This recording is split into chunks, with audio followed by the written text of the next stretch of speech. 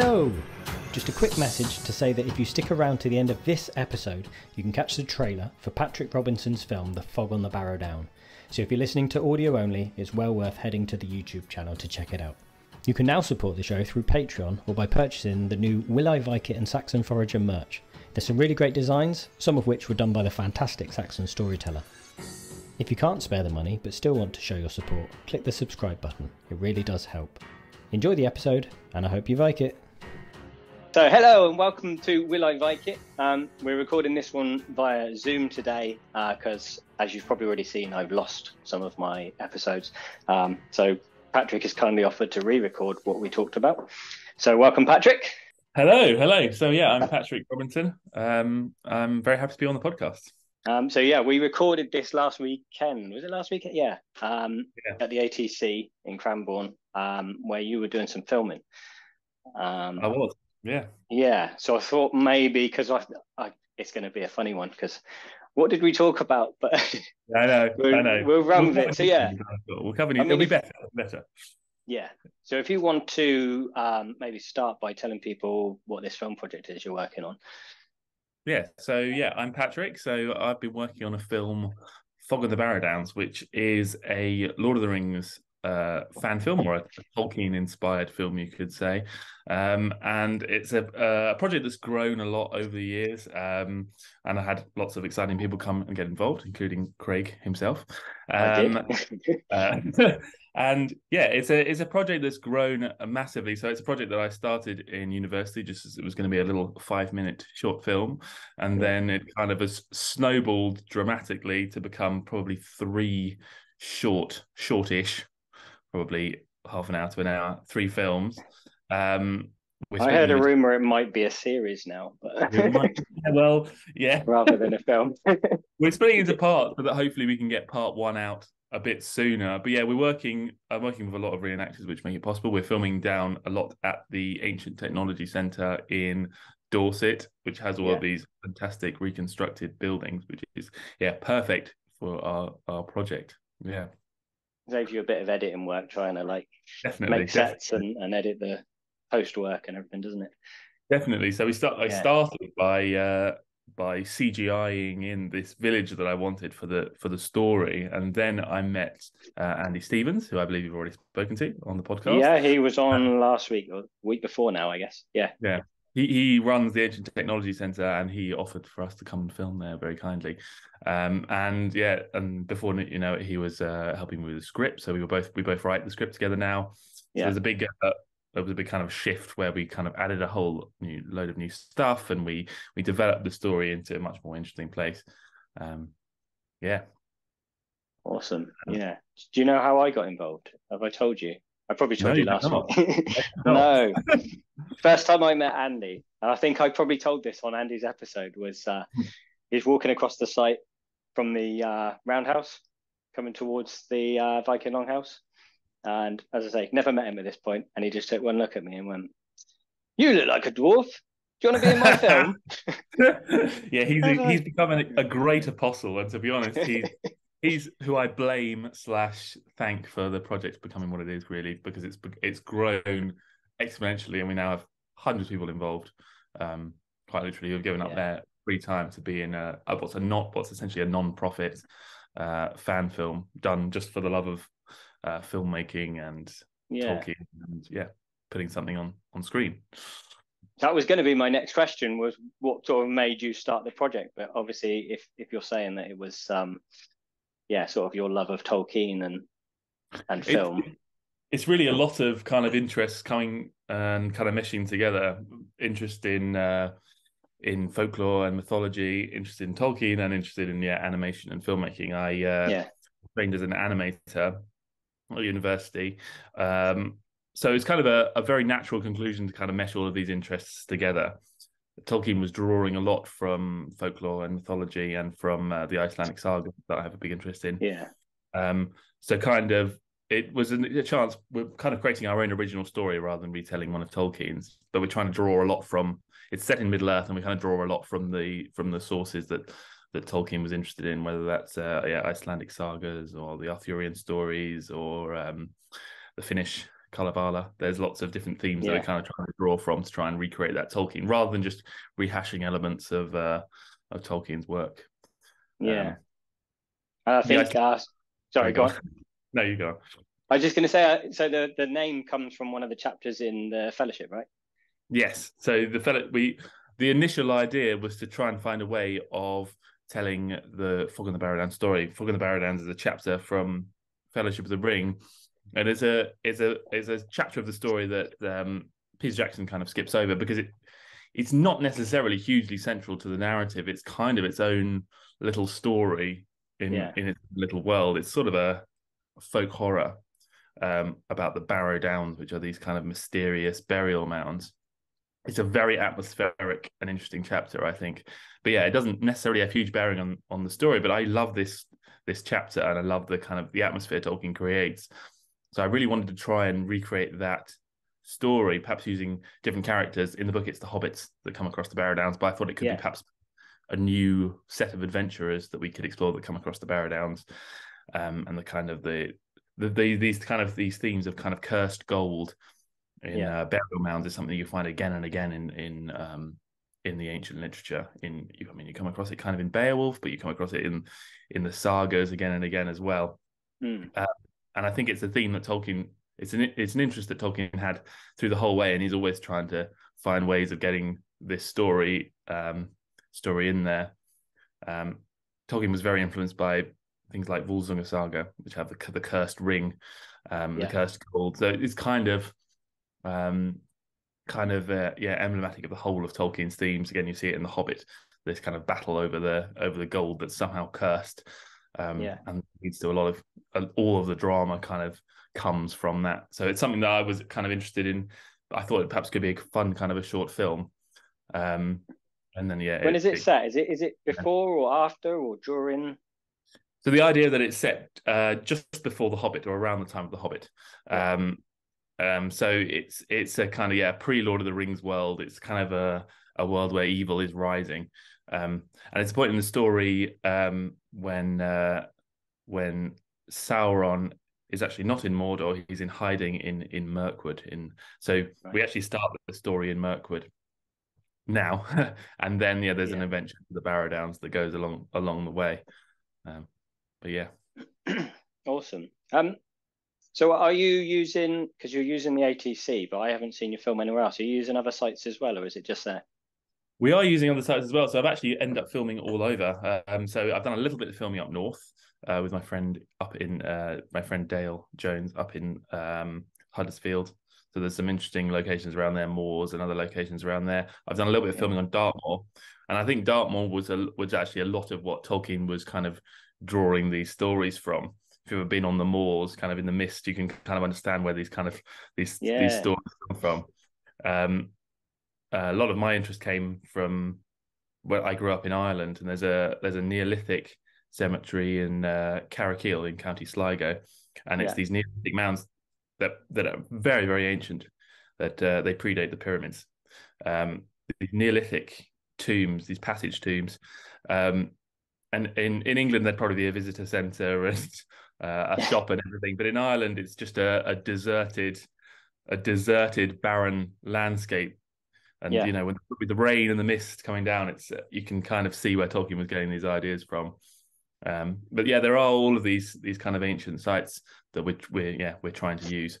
I've done a little bit of filming in Dartmoor. I would like to do some filming in Avesbury, other places. Obviously, most of these sites are more in the west of the country. I'm based in the east of the country. So getting out there can be a bit difficult. Well, it's not far from us, so if you need somewhere not far to from stay, us, exactly. Exactly. I literally 20 minutes from Avebury, 20 minutes from Stonehenge, and right in the middle. Incredible. Yes, we have done filming all over, and we actually have a group of people who are filming in North America for us, who have got alternative costumes, who have recreated our costumes and are here to do a bit of filming. They're up near Seattle, so they've got some amazing mountains up there. So they've got some beautiful shots. Beautiful wide shots. They can't come in too close because you'll be able to see that it's not the same actor. But they've got they're reenactors as well, so they've recreated the costumes and have done some beautiful shots. So we have it's an international movement now. It's an international project. I didn't even know that bit. That's the bit I of know that was news an for me. exciting development last year. Yeah, that's Yeah. really cool. So, Yeah. have you thought about filming on any of the Barrows themselves? I know you talked about different places, but I wonder So whether you could actually include the Barrows as part of the film.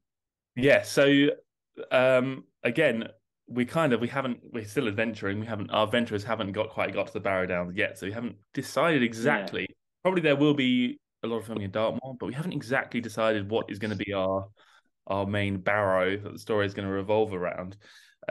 And there's a few options there, whether we'll pick a long barrow or whether we'll pick yeah. um, uh, a passage tomb. It'd be nice to have that big entrance where we I can can have say a you've enter. got West Kennet, Long Barrow. Kennet You Long can actually Barrow. go inside that one, so you Yeah, could potentially go in it and a lot record of that this. way. Yeah, yes. Yeah, So yeah, we still have to decide exactly what our barrow will be. yeah. What Tolkien's quite vague about what exactly they look like. Hmm. You get the sense that they're very ancient, but it's hard to Yeah, know. Obviously, barrows have a very ancient history, right from the Bronze Age all the way up to obviously Neolithic, right up to the Viking Age, and so exactly what kind of barrow we want is something that we'll have to explore. there's some Uh, quite recent ones as well. Do you know about the new ones? You can pay yes, to like have a slot. I know, very exciting. Yeah, I have actually been in contact with the man there, so there's some recreations. I yeah, believe sacred stones, but I may be wrong, so maybe we might have to provide a link. But they're very interesting. yeah. I think they're first reconstructions of barrows. So again, if we perhaps want some flashbacks to a new barrow, the barrow being built, Hmm. would be an exciting Or even if possibility. you could film sort of recording if one of the characters, I don't know what your storyline is, I'll be Yeah, honest, but if one of your characters dies, perhaps you could do a scene of taking them into yeah, the mounds using exactly. one So of that these could be sort of really newer ones. exciting. Yeah. Thinking about these barrows because they're so ancient, thinking about them being like fresh built is kind of very strange. It was strange when you see reconstructions of for example, Stonehenge when it's all brand new. It's a very Mm. strange thought. Yeah. Seeing these reconstructed barrows is very odd. Sort of it almost feels like being transported back in time. So yeah, encourage listeners to go and check out those reconstructions. Very interesting. Yeah. Again, I know there is one quite close to us, which I've only seen from outside, but it's got like an iron gate, so you can see into it, but you can't go Yes. into it, obviously. I think they do open days for like summer solstice and things where they do like Yeah. little celebrations there. I have not been to any, but I have been invited, and I should go and have a look but yeah, we're heading towards that part of the story where we'll have to start thinking about where it's going to be filmed. Yeah. But yeah, So your influences are a lot of obviously Tolkien and folklore. But I wondered as well whether you've got any particular artists that you look to with your work. so there are lots of different artists. For example, John Howe and Anna Lee are very famous within the Tolkien community, and they've been producing artwork for a long time. They're what kind of they ended up leading the design team on The Hobbit and The Lord of the Rings. So I look at them a lot.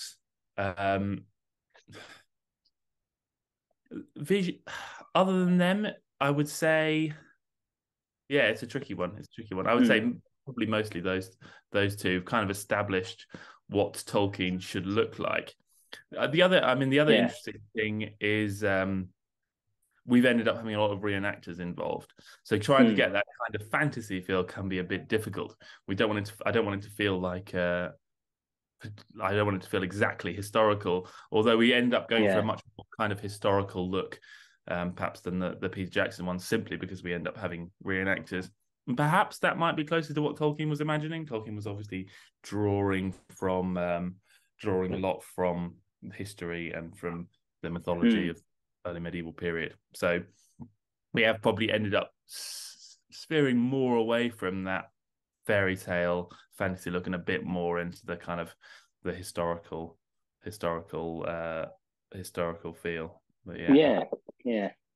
So I mean, we should probably talk a little bit about the food that you ate last week, just to kind of definitely. steer along. But my link there is a little bit tedious, but it's sort of looking at those influences. So like, how when I first came along and you did some food, I offered to make some of the feasts at a later date, which you allowed me to do with a deer. Yeah. But obviously it was slightly influenced by what I do with reenactment. And I think there is quite a lot of crossover there with the addition of maybe pastries and sugar and things like that. So we'll pretend like we're doing this live, everybody. So last week I did present you with, let's see, I've got to remember now. So we started off with some acorn coffee. We did. Which not everybody likes. I gave it to a young lad on a cookery course who said it tasted like a tree. I would say I would agree, but I would say that's not a bad thing. It's kind of nutty. Yeah. Very reminiscent of, I mean, very similar to coffee, perhaps some of the like hazelnut coffee that I've had before, or something that there is definitely a kind of nutty flavor. It's an interesting thing because I've never tasted acorns before, but if someone asked me what it tasted of, I would probably say acorns, which is a strange thing. It's a strange thing. Yeah. I think you subconsciously know sometimes what things should taste like, and it did taste of acorns. Very interesting flavor, and again, I think it brings up a lot of questions about what the Vikings might have done with things like acorns.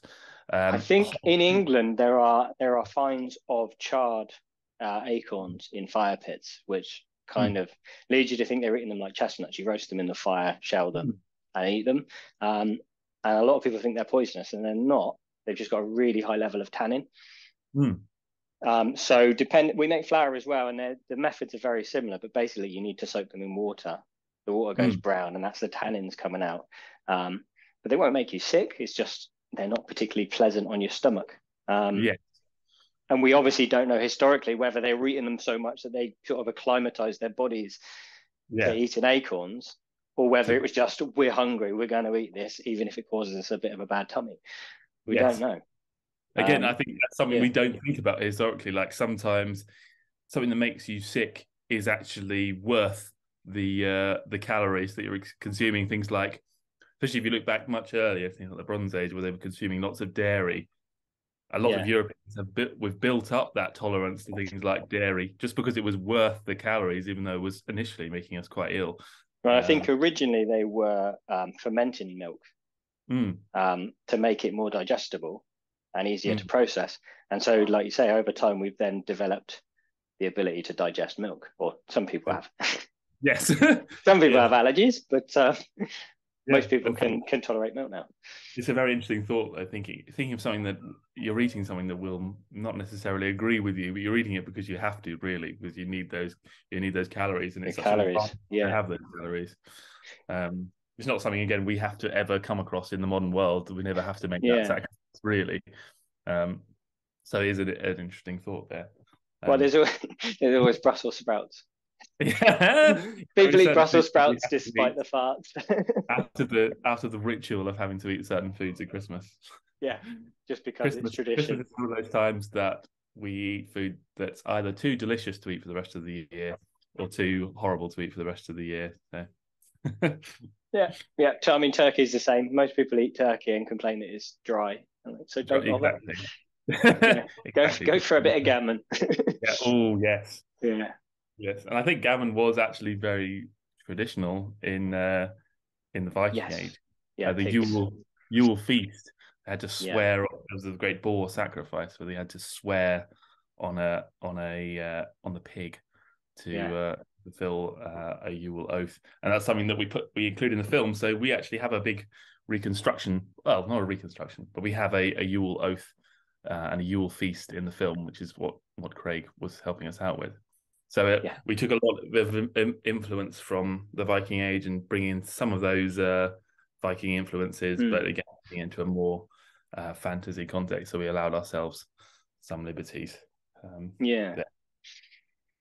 So, I'm just trying to think what else I gave you last week. So we had I'm going to try and do these in order. So we had pepper cake. We had pepper cake. You had that first, which was a stout and pepper cake. I'll probably share the recipes for people so they can see what we're actually talking about because it's not here. But I quite like pepper, so it was quite heavily peppered, based on recipes from, I'm not sure how long ago, but they're sort of more northern England traditional recipes for pepper cakes and things like Guinness cakes. And I've kind of combined the two ideas to make the one recipe. But I quite liked it. What do you think? I think it fit very well together. I mean, I'm a big fan of pepper, so I'm very biased. I put pepper on everything. It was very interesting to have pepper in a sweet context because I've never really had that before, and it was definitely sweet. It wasn't in the middle. It was definitely very sweet, and it was a very interesting flavor. I would describe it as sort of those kind of nostalgic kind of Christmas flavors adjacent. Yeah, like that, but it was something a bit different. But it was very kind of similar to a Christmas cake, I guess. Yeah, definitely. You had the fruit in there, so it was similar to a Christmas cake, but it was also its own thing. It was a very interesting flavor. Definitely, I would definitely have it again. Yeah, right. I'll remember that next time. Bring more pepper cake. So then I think next up were the real meat mince pies. Yes, which are kind of, again, based on sort of more, I think, Victorian recipes where they actually had meat in the recipes. And a lot of people think it was rotten meat, and I think that's a myth. So yeah, it's just kind of, I think, probably more bulking out the more expensive stuff, and then over time, as your dried fruits and your sugar and things have got cheaper, we've just said, let's just get rid of the meat. Yeah, so I did them with a bit of minced venison. And they disappeared quite quickly from the kitchen when I brought them back in. So I think they did. They were quite popular. Really brilliant. And this one, unlike the cake, was bang in the middle between sweet and savoury, which was interesting. I have had reconstructed mincemeat before, but it's always on the side, definitely of sweet. So this was back in the middle, which is interesting because that's not really something we have very often in Western cooking anymore. I think I can't think of anything else that would be like that, really, unless you go with your Chinese sweet and sour, maybe. Yeah, I think it's something that exists more in Asian cooking, perhaps a little bit in some barbecue food, but not really much. Not so much. That kind of that bang in the middle. There's always a veer slightly to the side, at least. So yeah, I was going to say we've done venison pancakes as well before. Just thinking about that sweet and savoury meat combo. Really good. So I think it works more than people expect it to. Yes, definitely. That's unusual. Yeah, definitely. We always kind of compartmentalize whether something's got to be sweet or something savoury. So yeah, that was a very interesting flavour, and I think that's probably a very ancient flavour, that kind of mix between sweet and savoury. I think that's definitely something that goes way back historically. I think we talked a little bit about sweeteners and what kind of sweeteners might have been available historically. So the honey is the obvious one, isn't it, that everyone thinks about, but still quite rare and expensive in the Viking Age. You've either got to be mad enough to raid wild beehives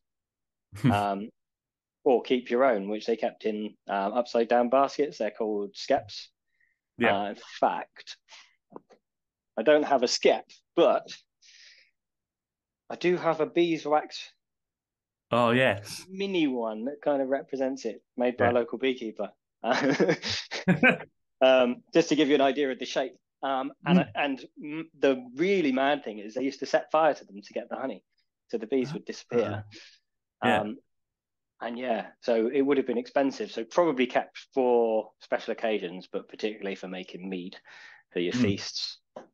And then other sweeteners are things like malt extract. Yeah. Again, malt extract is something I would never think of or bring up at all. I mean, that's sort of key ingredient for things like malt loaf. Yeah. It's probably where most people would be familiar with that flavour. But yeah, we use that in cooking other stuff as well.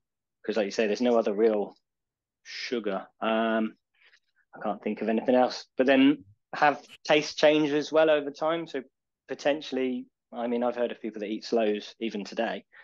Yeah. I don't know if you've ever eaten one, but they suck everything out of your mouth. It's just... Yes, I have. Yeah. But whether they would have, again, going back to did they do it just for the calories? Or did they do it and their tastes were different enough that to them that was a treat? And yeah, we've just got so used to pumping sugar into us now that we expect it. Excuse me. Yes. It is always interesting when you Mm. read those ancient recipes and you think, oh, this is supposed to be a treat. I think one that came across recently was looking into the wassail tradition, where they put toast in the drink. Yeah. And you think, how can that be nice? How can a soggy bit of toast floating in there be nice? But that was a treat. That was a treat. That's how I started homebrew. Yeah, There are go on. like recipes for ginger beer, and rather than putting yeast in, you're supposed to put a piece of toast on top of the liquid. Ah, And then that's sort of, I interesting. guess, the natural yeast from the bread is horrible. Don't bother it. It's a waste of time. But, Yeah. when you're starting out, you try everything, don't you? And you hear these Yeah. things, and okay, I'll do that. And just use proper yeast. Like, Yeah. we're not that desperate. No. No. That's very Yeah. interesting. Actually. But yeah, I don't know. Historically, I can't think of anything else they would have had sweetener-wise. So yeah, Yeah. it's probably. And there's that interesting idea as well of whether they were eating just because they needed the calories, or did they enjoy food? Yes. And I've had people discuss that with me before, and I think they enjoyed food because we know they had feasts, and you wouldn't Yes. have a feast unless you like to eat. No, So exactly. it might be No. less common, but you would have Yeah. still done it. I Yeah. think it's kind of a different way of living, though, isn't it? Because you sort of live for these feasts, and you have the kind of everyday food, your pottage or whatever else you're having, and then you have this fantastic feast where you really get to enjoy what you're eating and drinking as well. I know there were some Viking laws where where you were supposed to consume a certain amount of alcohol in order to be Yeah. actually participating in the feast. Yeah. Which is kind of an interesting one as well. We wouldn't be encouraging people to drink heavily now, but again, an interesting one. I know there's some more recent stuff more to do with the Saxons, where they think now that rather than paying like a land tax, you'd get people to come to you and you'd basically feed them a big feast. Mm. And part of that feast, they think probably about 4,000 calories a person. Wow. Is what I've read. In a mixture of meats. They've even broke it down to like a bread roll per person, and obviously a lot of alcohol, beer and things, because you can't drink the water. No. I mean, you're drinking beer for breakfast. The kids are drinking it. No, it's a fantastic way of making water. Also, I suppose it's a way of using calories from things like barley and stuff. You're still consuming calories there as well as part of your kind of daily intake.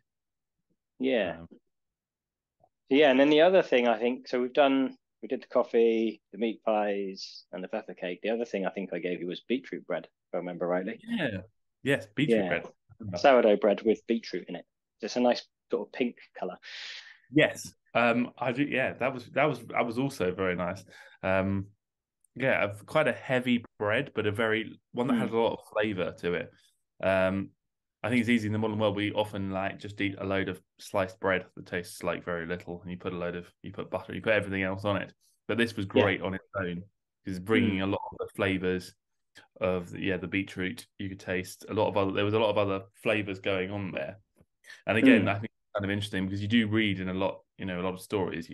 You read, oh no, someone eats a loaf of bread. They eat bread. And it's necessarily saying, butter would only be available at certain times of the year. They wouldn't necessarily have loads of things to eat with it. So I think making bread something interesting on its own is quite interesting as well.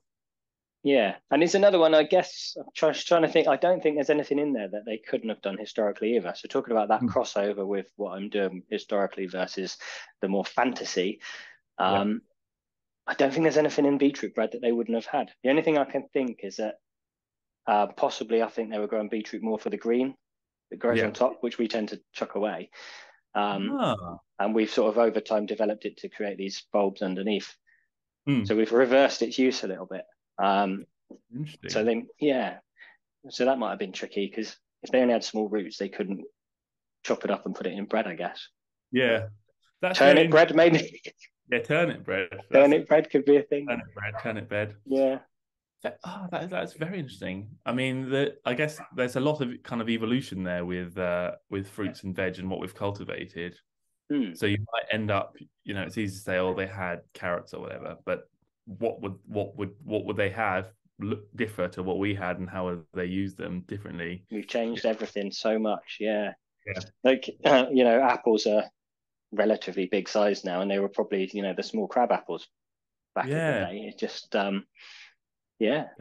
There's things there you don't think about, and obviously that applies not only to fruit and veg, but also to all kinds of other things in the Viking, like even horses and things like that. Like Oh, I much, love the idea of the Battle of Hastings on ponies. yeah. Whenever Well, they reenact it, it's these big horses. Like, no, they were on ponies with their feet dragging on the floor. I know. That's a very interesting one. There's a lot, Yeah. and you can see often in the pictures, you can see people's feet dragging on the floor, and you think, is that just the artist sort of exaggerating what's more important in the image, or probably not? No, much, no, that's how they were, as far as I understand it. much, Yeah. much smaller. I had an interesting moment in the film. I wanted the village. So we have the ATC down there. They have some sheep, but I wanted some more animals in shot. So for a big wide shot, I put in some cows. I found some stock footage that worked really well, but the footage was quite low quality. So I shrunk it down. I'm thinking, next to the people, these cows are looking a bit small. And then I looked up what the size of medieval cows were, and there's such a huge. They were so much smaller. I mean, it was the 19th century, the 18th century, where they're breeding these cattle to be the size they are now. Yeah. And it seems so weird to think of a cow sort of the size of a pony or smaller even. But that's what was walking around at the time. I was going to say, you could look up footage for like baby cows, which are a lot smaller. Or go to a farm when they've got the babies in. Like, there's loads around here. But it's a very strange thought, isn't it? Really, to think of how much smaller things like cows. But yeah, with every kind of produce that we grow now, we've put all our effort into making it much bigger and getting a bigger yield.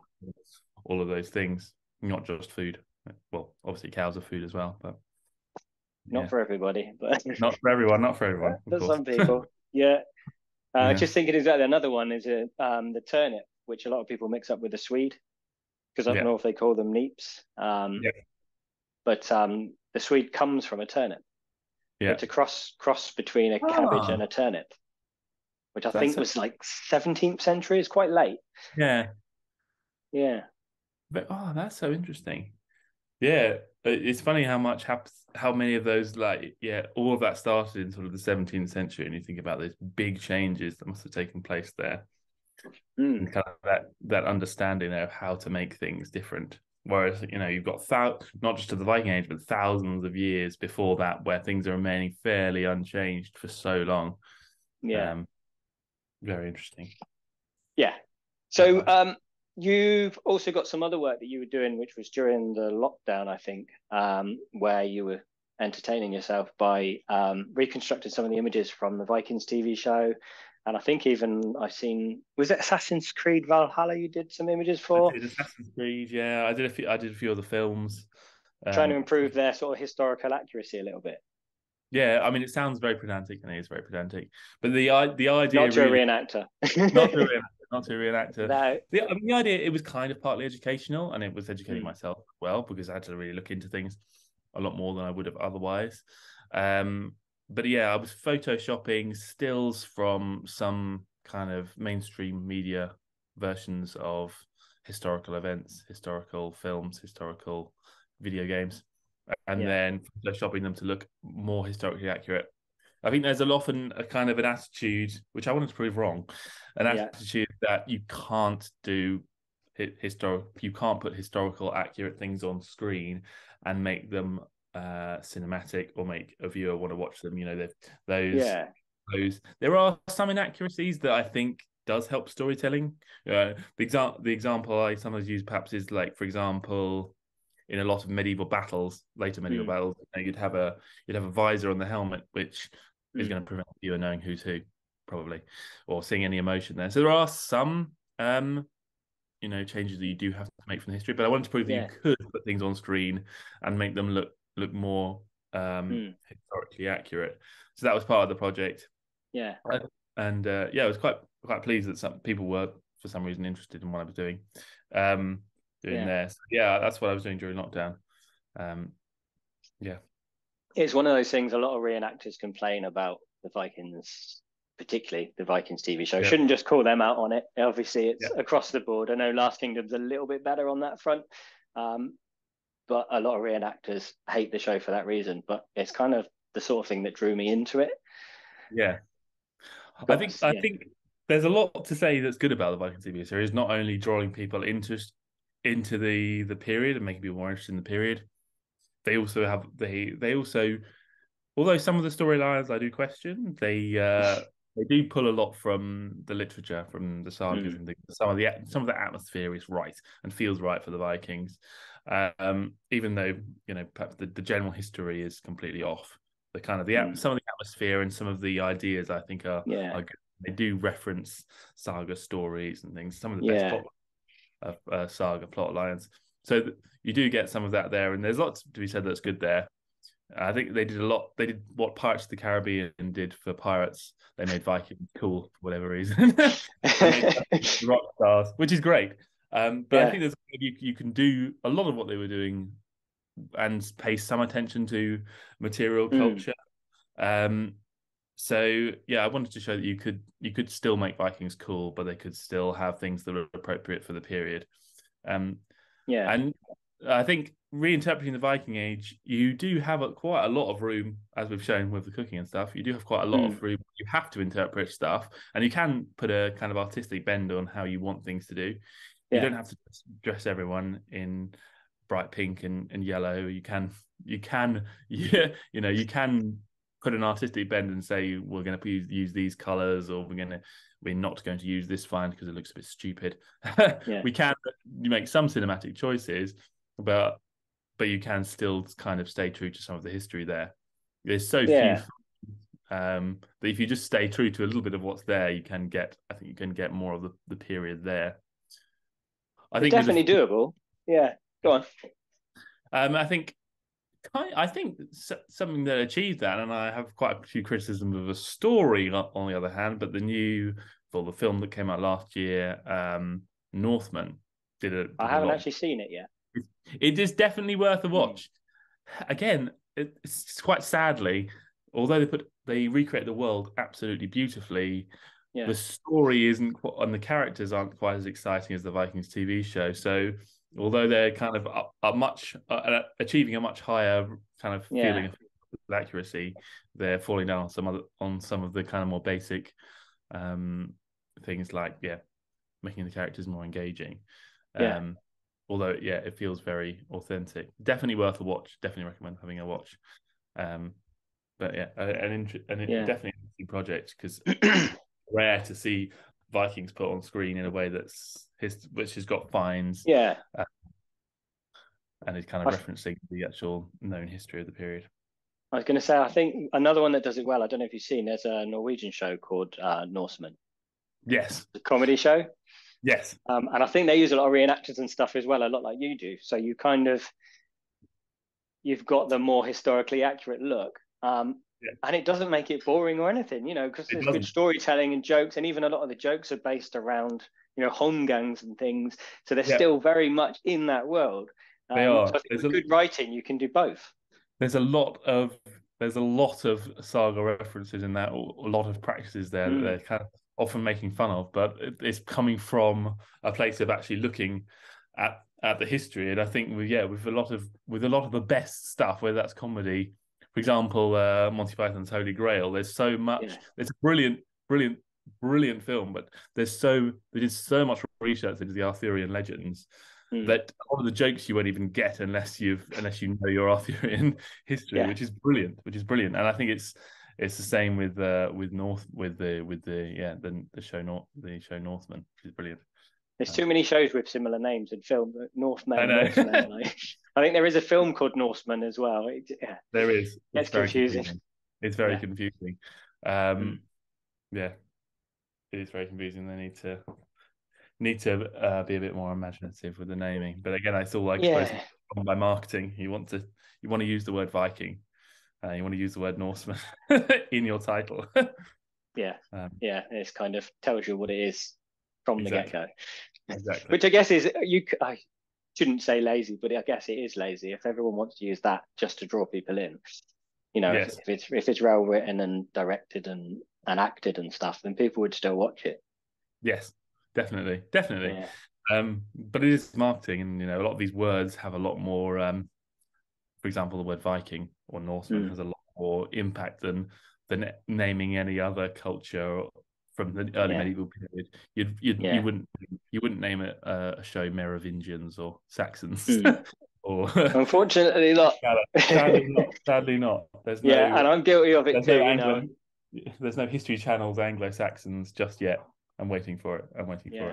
I'm guilty of it too with Eat Like a Viking. It does just have that much more impact for whatever reason.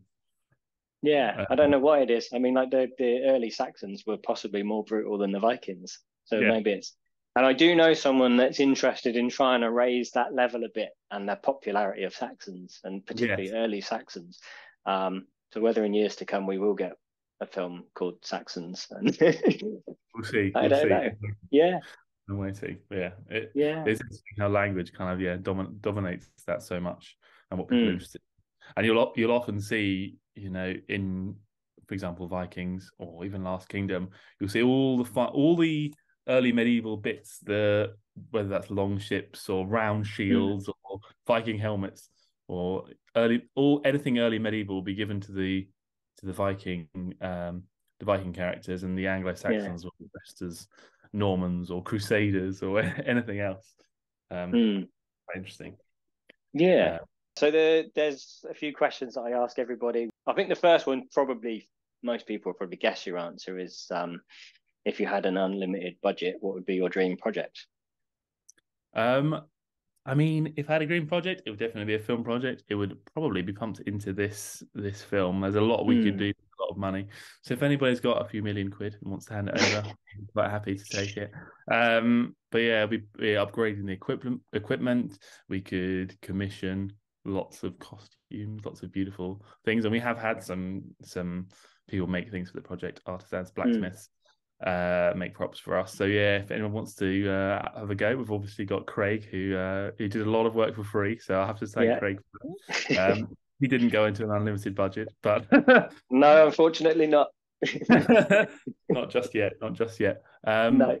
But yeah, there's definitely, it'll probably be pumped into this project, but there's projects down the line that I'd like to do, perhaps more historical projects.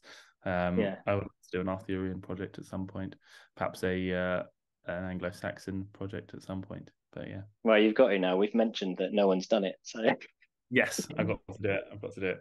The new film, The Saxons, by Patrick Robinson. History Saxons. Yeah. Maybe tell the story from the other perspective. It's one-sided with the Viking heroes. I would love to do a King Alfred film maybe at some point. That'd be brilliant, I think. Yeah. I think there was one a long time ago. I think a 1970s one, like a straight to TV sort of one. But I would love to do one with an unlimited budget. That'd be brilliant. And there's lots to draw upon from that as well. There's some good books written about his life and things. And obviously he had someone writing, was it Asa, was writing down? Yeah, Asa. So we do have a bit more information about King Alfred than we do about other kings of the period. One-sided information, I must say. One-sided information, definitely. So, although, so you might have to temper some of that, but some of that, I mean, backed up by chronicles or even archaeologically with all the burrs and things that you can. You can actually attribute some of his achievements to history. Although, it's all coming from Asa and essentially from himself. It's gonna paint him in a good light, isn't it? I mean, I would think so. Yeah. So the next question, and I could probably do this as a double if you like, because I know with Andy, I asked him whether he could survive on a halfling's diet, and as your project is based more in that world, I should probably ask you that. But generally, it's could you survive on a Viking diet? So if you want, you can answer both. I'll answer both. I'll answer Vikings first because it's a harder one. Obviously, it's more limited, and I have to wonder where I am on the pecking order if I deserve the Jarl's diet or the peasant diet. I think I could swap out my potatoes for parsnips and turnips, but it's a tough one. There's a lot you have to give up there. All that sugar you have to give up, which I'm loath to give up all the chocolate and sugar. But I think I can manage. certainly if Craig's doing the feast, I could manage.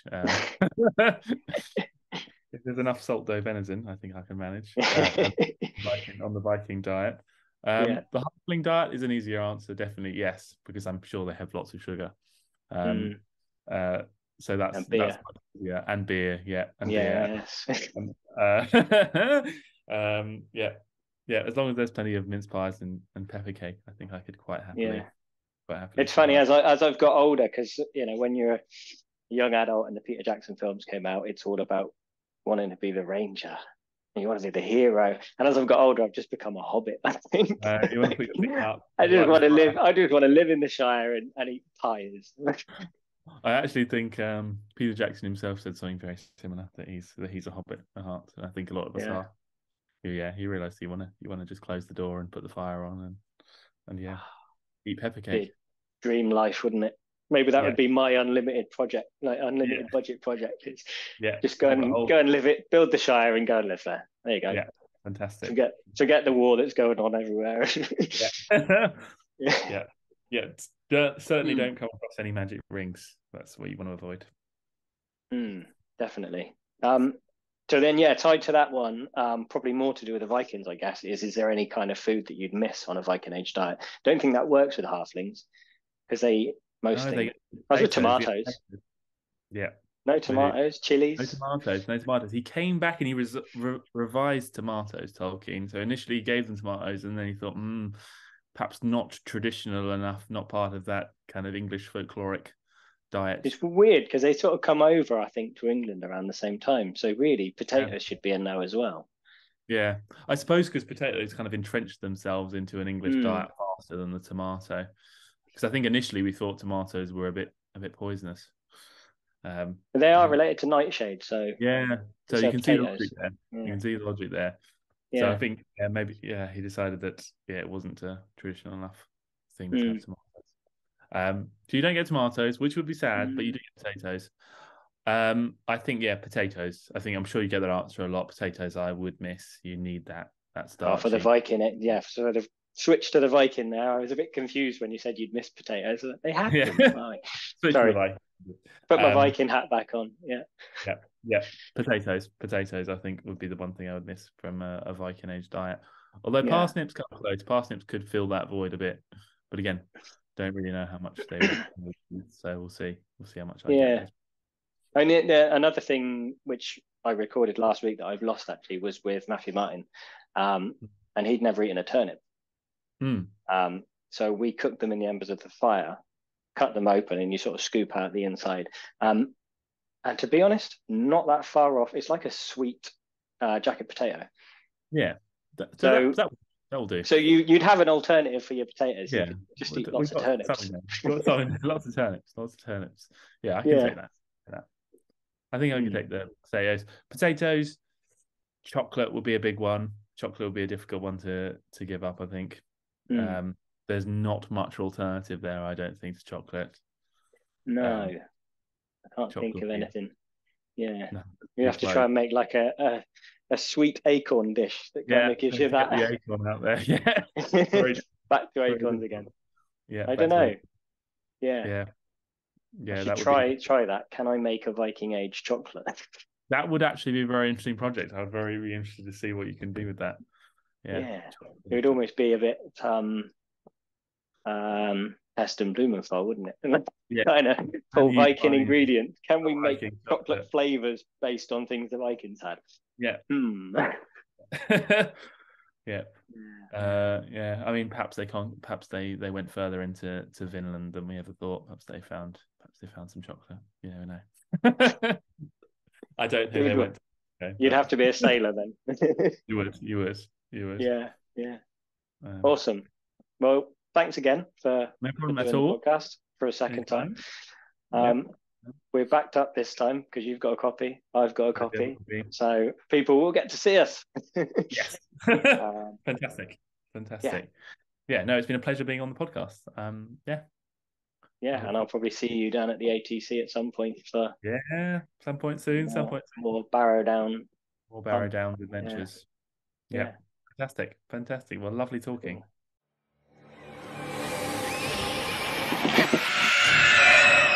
Our lands are no longer safe, and the little we do have, we must give our lives to defend. This cult of the necromancer grows ever stronger. I will look to the west for help. We cannot win this war on our own. If you would leave us now, I do not put much faith in our chances. What would you have me do? Sit by as our crops are burned, are hunted, killed?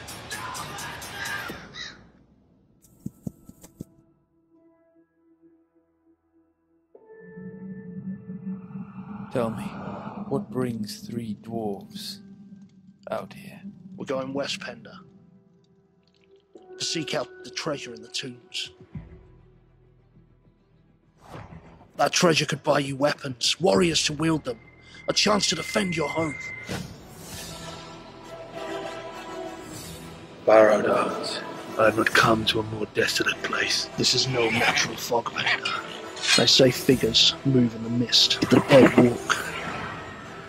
This is my chance to save my people.